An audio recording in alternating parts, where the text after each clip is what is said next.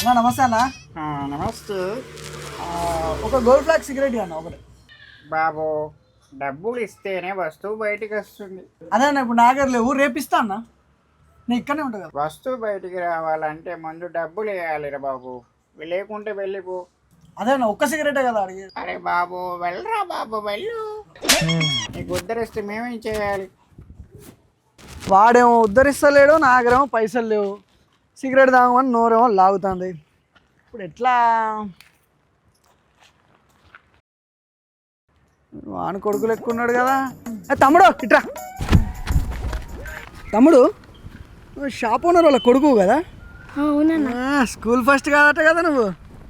ఎవరు కాదన్నా? ఓకే, అంటే నీకు అన్నీ తెలుసు అంటావు? అన్నీ తెలుసన్నా. ఓకే సరే, ఒక చిన్న గేమ్ ఆడదాం ఓకేనా?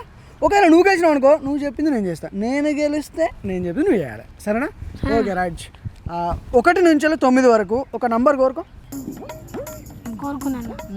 దాన్ని డబల్ చేయి. చేసినాను. దానికి ఒక 10 కలుపు. ఇప్పుడు ఆ మొత్తం నుంచి సగం చేయి. చేసినాను.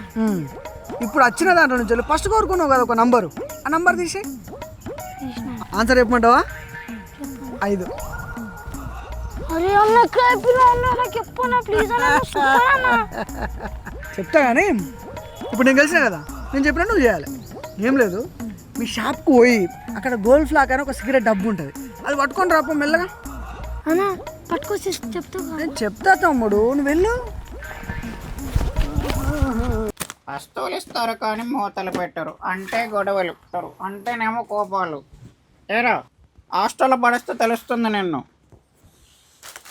అరే మళ్ళీ ఎక్కడికి? ఇక్కడికే నాన్న.